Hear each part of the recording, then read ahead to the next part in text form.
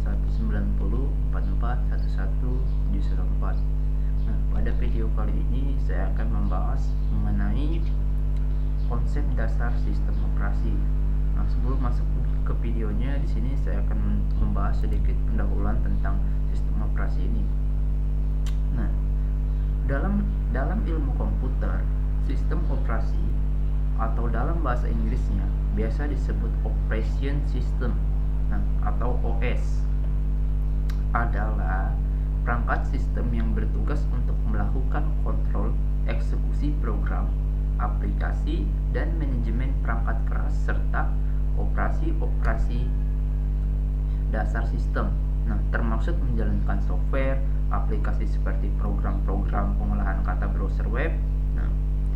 Sistem operasi juga di sini bertindak sebagai antarmuka antara pengguna dengan perangkat komputer. Sistem operasi sendiri mengandung sejumlah program dan beberapa program tergolong sebagai utilitas. Kumpulan program ini menyediakan layanan kontrol terhadap sumber daya komputer secara khusus.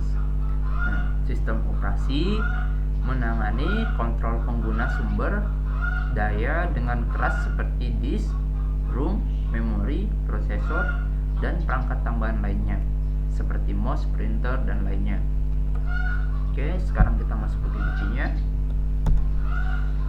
Nah, di sini pengertian sistem operasi.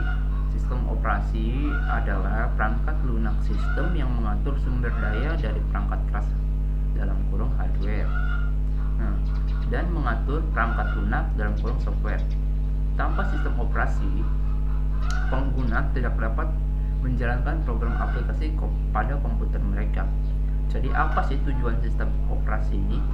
Tujuannya agar dapat merancang sendiri serta memodifikasi sistem yang telah ada sesuai dengan kebutuhan kita, agar dapat memilih alternatif sistem operasi. Memaksimalkan pengguna sistem operasi agar konsep teknik sistem operasi dapat diterapkan pada aplikasi lainnya. Oke, kita ke slide selanjutnya.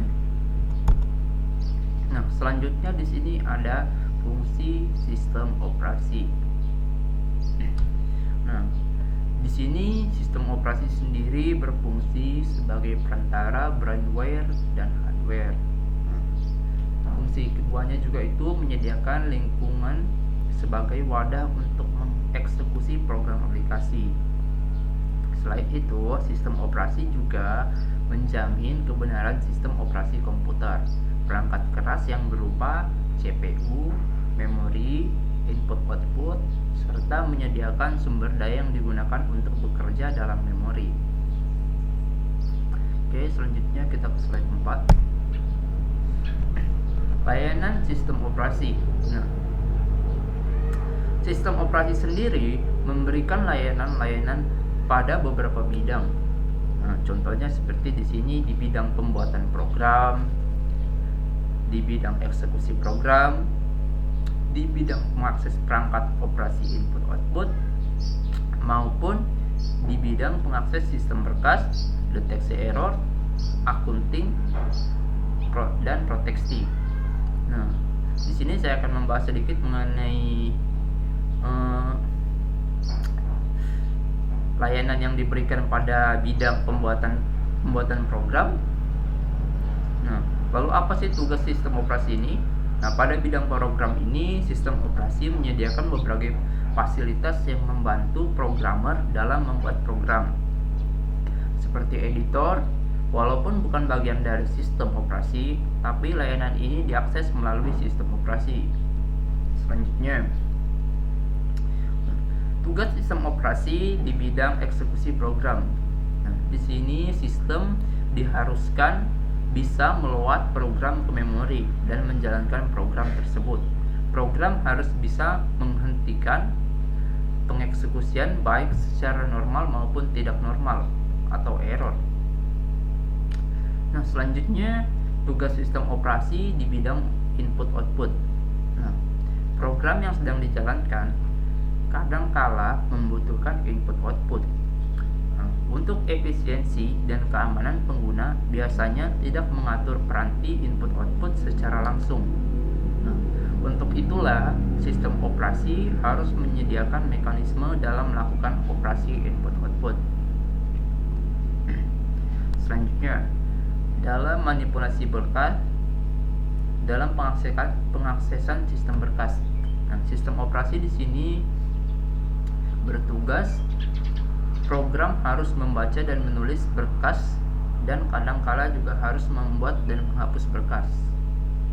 Nah, untuk deteksi error tersendiri, sistem operasi di sini diharuskan selalu waspada terhadap kemungkinan error.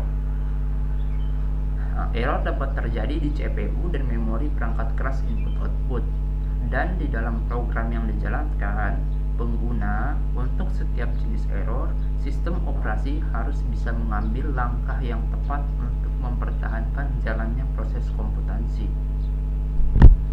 Nah, selanjutnya di sini ada akuntik atau dalam kurung statik. Nah, di sini tugas sistem operasi.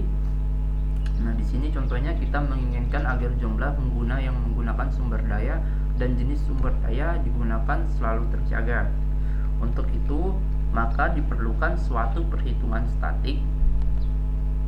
Nah, perhitungan ini diperlukan bagi seseorang yang ingin merubah konfigurasi sistem untuk meningkatkan pelayanannya. Nah, selanjutnya diproteksi. Sistem operasi sendiri bertugas di bagian proteksi, memastikan bahwa segala akses sumber daya tergolong dan tertentu saja keamanan terhadap gangguan dari luar sistem tersebut. Nah, keamanan bisa saja dilakukan dengan terlebih dahulu mengidentifikasi penggunanya. Nah, ini biasanya dilakukan dengan meminta paspor bila menggunakan sumber daya. Oke, selanjutnya kita ke slide 5. Nah, di sini konfigurasi sistem operasi. Nah, pada umumnya komputer atau PC terbagi menjadi 3 kelompok. Pertama, di sini ada Microsoft Windows, Unix, Mac OS. Nah, sini saya akan sedikit jelaskan mengenai apa itu Windows, Unix, dan Mac OS. Kita ke PPT selanjutnya. Nah, Microsoft Windows terdiri dari Windows Experiment versi 1.x hingga versi 3x. Nah, Windows 9X sendiri terdapat beberapa varian seperti Windows 95, Windows 98, Windows ME, dan Windows NT atau dalam kurung Windows NT 3X, Windows NT 4.0, Windows 2000, Windows XP, Windows Server, Windows Vista, Windows Server 2008, Windows 7 atau yang biasa dikenal Windows 7, dan Windows 8. Oke, kita ke PPT selanjutnya. Unix.